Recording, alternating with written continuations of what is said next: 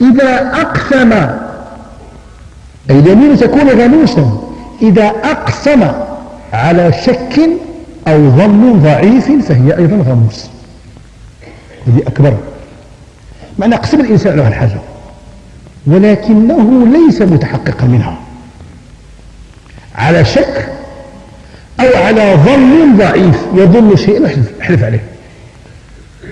مثلا وقع بين زوج ديال الناس كلام، هضرنا انا وياك هذه 6 شهور، من بعد جيت قلت لي يا فلان انت هذيك 6 شهور قلت لي كذا وكذا وكذا، قلت لا ما قلتلكش هذه 6 شهور، انا عمري ما كنهضر، وسيدي راه قلتها لي الله يهديك راه قلتها لي، وسيدي اقسم بالله ما قلتها لك.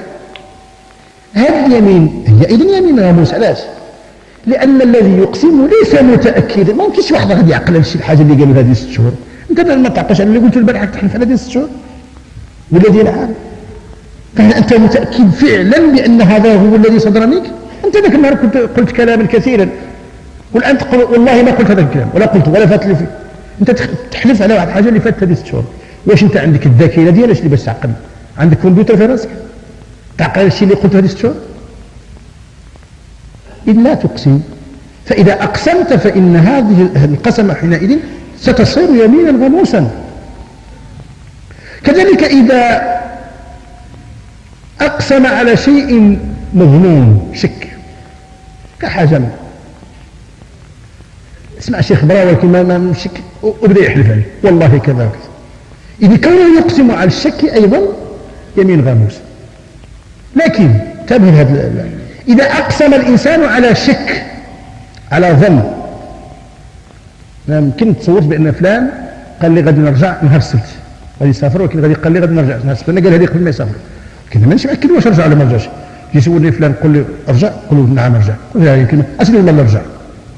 انا بنيت علاش راني باني على انه هو قال لي هذه شحال، ولكن انا شفتو اليوم السبت ما شفتو شيء، انا اللي حاسب غير اللي قال لي ديك النهار. فنخرجوا من الواقع نمشيو نبحثوا على السيد، نبحثوا عنه. فمشينا قلت حلفنا بان السيد راه هنا نهار السبت، مشينا سولنا عليه في الدار، لا سيدي مازال ما جاش، قالنا غادي يجي 2 ولا 3. إذن شهادة ولد. إذن الآن تبين بأن اليمين كانت على شيء باطل، إذن فهذه يمين غموس، لأنك أقسمت على ظن وتبين لك بعد ذلك أن الذي أقسمت عليه غير الذي وقع، هذه ما فيها. إذا أقسم الإنسان على ظن ضعيف، مثلا حال أنا قلت هذا المثال اللي قلته، نقول فلان الآن راه موجود جاء كان مسافر ولكن جاء اليوم السبت، السيف لو جاء منه اقسم بانه جاء. نمشيو للبيت ديالو نسولو قلت فعلا جاء قبيله عند العصر جاء.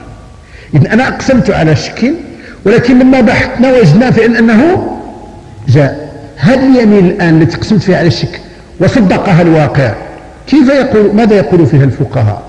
يقول فيها الفقهاء بعضهم يقول انها يمين وافقها الواقع لا بأس بها، ولكن فقهاء آخرين يقولون لا إنها يمين غموس. وأسيره جاء غموس لماذا؟ لأنك استهنت باسم الله وأقسمت في مكان لم يكن لك فيه تأكد، كان بالإمكان أن يأتي أو لا يأتي، ولكن المهم أنت تجرأت على الله وأقسمت باسمه، إذن في اليمين غموس حتى لو كان جاء. لأن هذه كلها مش المراد بها، المراد أن يبقى لهذه الكلمة حرمتها ومكانتها عند المؤمنين. وفي المجتمع الإسلامي يجب أن لا تهان هذه الكلمة، ولذلك كل هذه الأشياء التي ذكرت لكم هي من قبيل الأشياء التي تغمس صاحبها في نار جهنم والعياذ بالله. وقال الفقهاء إن هذه اليمين لا كفارة لها، ما عندهاش كفارة اليمين غمس، وإنما يكثر صاحبها من الصلاة ومن الصوم ومن الصدقة، ويرجو أن يغفر الله له ما كان منه. لا ينفع فيها إلا التوبة الصحيحة وكثرة التطوعات صدقة وصياما وإنفاقا، ويرجو أن يغفر الله له. هذا التربية الإسلامية هذا تعطينا هذا المعطى. هؤلاء المنافقون ليس عندهم شيء من هذا الأمر، فلذلك هم يقسمون في كل مناسبة من أجل أن يصلوا إلى ما يريدون الوصول إليه، وهي أغراضهم الدنيوية ومكاسبهم ومطامحهم العاجلة، فلذلك يجازفون بالقسم. بقي النوع الأخير الذي لم أذكره، وهو القسم أو اليمين اللغو. هناك يمين لغو، كأن يقسم الإنسان أو تصدر منه كلمة القسم من غير أن يقصد، خرجت له كلمة قسم، هذا يمين له. جاءت كلمة قال والله كذا وهو ما قصد شيء، هذا يمين له. وكذلك إذا كان شبه متأكد بالشيء أو يظنه ظنا قويا ثم تبين خلافه، فهذه اليمين أيضا تسمى يمين اللغو. وعلى المهم الإنسان لا يكثر من اليمين حتى لا يقع لا في غموس ولا في لغو. المنافقون يكثرون من اليمين بحسب النص القرآني، ويتخذون ذلك جنة. معنى الجنة؟ الجنة هو كل ما يختفى به وما يجتن به. يعني كلمة الجيم والنون في اللغة العربية إذا اجتمعت فهي تفيد معنى الخفاء. أي كلمة في جميع مفرداتها تفيد معنى الخفاء. الجن هذا النوع من المخلوقات التي لا ترى، سميناها جنا. وسمينا الطفل في بطن أمه جنينا لأنه مختفي.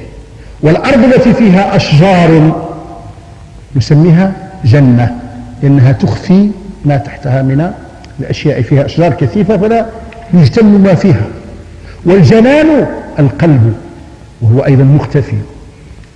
والجنون اختفاء العقل.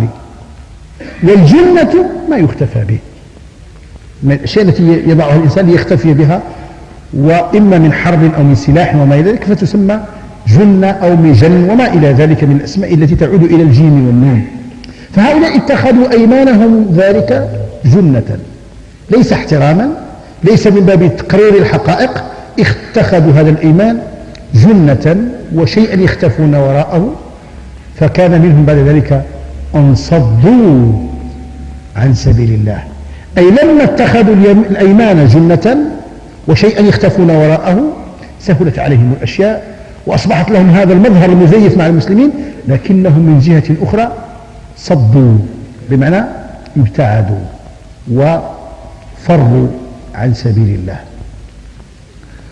ولا شك أن هذه الكلمة أي فرارهم عن سبيل الله تعني انصرافهم المطلق عن الشريعة الإسلامية وعن الإسلام. لأن هذه الكلمة أي كلمة سبيل الله ترددت في القرآن الكريم مرات،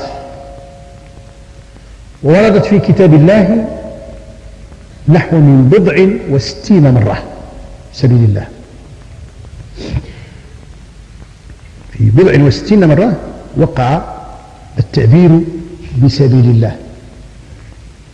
وإما أن تأتي في كتاب الله عز وجل مقترنة بالفي تسبقها في سبيل الله، وإما أن تأتي مقترنة عن سبيل الله. القرآن الكريم فيه هذا الاستعمال، إما في سبيل الله أو عن سبيل الله. الآيات التي فيها عن سبيل الله 23 آية، وفيها معنى. والآيات التي وردت فيها عن سبيل الله فيها استعمال فعل صد أو أضل في القرآن الكريم.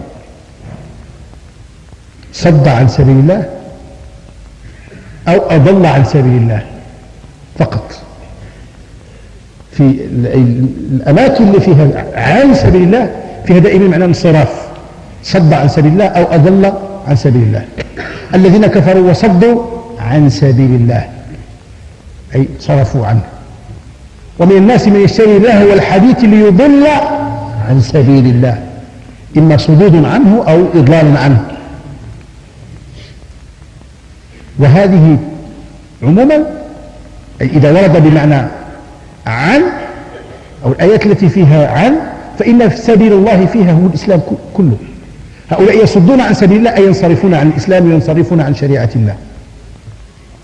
ثم هنالك آيات أخرى فيها التعبير في سبيل الله، أي الباقي بعد 23 آية اللي فيها عن سبيل الله كلها فيها في سبيل الله.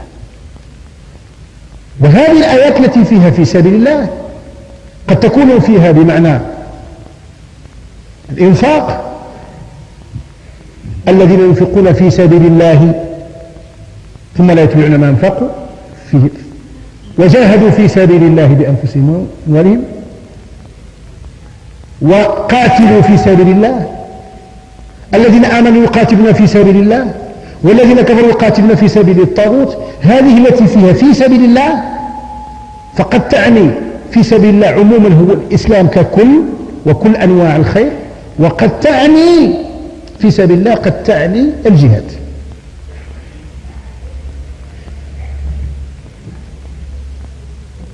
الذين ينفقون أموالهم في سبيل الله مثلا كمثل حبة أنبتت 7 سنابل. مثل الذين ينفقون أموالهم في سبيل الله مثل حبة أنبتت 7 سنابل. ينفقون في سبيل الله أي في سبيل الله، مش عن سبيل الله، في سبيل الله أي في كل وجوه البر، يعطون الفقراء، يعطون المحتاجين. الذين ينفقون في سبيل الله ثم لا يتبعون ما أنفقوا منا ولا أذى. في سبيل الله هنا عموما. وقد يأتي في سبيل الله بمعنى الجهاد، ومنه وقاتلوا في سبيل الله وجاهدوا في سبيل الله. إذن الغالب على كلمة في سبيل الله، الغالب عليها شنو هي؟ هو أن تأتي بمعناها العام الذي هو الإسلام. علاش؟ لأنني ذكرت لكم أن 23 آية فيها عن سبيل الله، أي كل آية فيها عن سبيل الله، المراد هو ياش؟ هو الإسلام. يصدون عن سبيل الله، مش يصدون عن الجهاد، يصدون عن سبيل الله أي عن الإسلام كله. أضل عن سبيل الله أي أضل عن الإسلام. هذه الآية 23. تبقى لك الآيات التي فيها في سبيل الله فبعضها يدل على العموم الإنفاق في سبيل الله أي كل أنواع الخير، وبعضها يدل على الجهاد. لكن لا إذن فإذا قال بعض القائلين الآن بأن في سبيل الله إذا ورد فإنه لا يستفاد منها إلى الجهاد، بعض الناس قالوا إنهم حينما ترد كلمة الجهاد في سبيل الله فيجب أن نتوجه بها فقط إلى الجهاد. علاش؟ لما نتحدث في الزكاة ونقول إن مصارف الزكاة 8، إنما الصدقات للفقراء والمساكين والعاملين عليها والمؤلفة قلوبهم وفي الرقاب والغارمين وفي سبيل الله، يقولون إن في سبيل الله المراد بها شنو هو الجهاد. ليش في سبيل الله تكلمنا عليها قبل شنو هي؟ ينكروا. وهذا أمر فظيع جدا. هذا قول على الله بغير علم، لأن الآيات القرآنية فيها ما يفيد في سبيل الله الجهاد وفيها ما لا يفيد الجهاد. فمن هذا الذي قال إن كل كلمة في سبيل الله تعني الجهاد؟ من؟ هذا الأمر يراد منه شيء، يراد منه شيء، وهذا الشيء هو أن لا ينفق أحد من المسلمين على شيء من مشاريع الخير.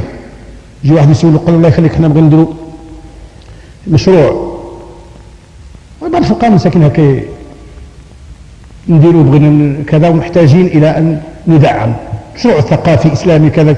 لا يجوز، لا يجوز. الفقهاء شنو قالوا؟ أسيدي في سبيل الله. لا يقول الفقهاء قالوا ما قالكمش في سبيل الله، الفقهاء قالوا في سبيل الله هو جهاد فقط، وهذا ماشي جهاد إلا لا يجوز إخراج الزكاة فيه. ولا الجهاد الفقه في سبيل الله هو الجهاد. وهو الجهاد كيف الشيء؟ علاش ما تجمع راسك وتقولها وجب الجهاد في سبيل الله ضد الجهاد؟ راكم فاهمين؟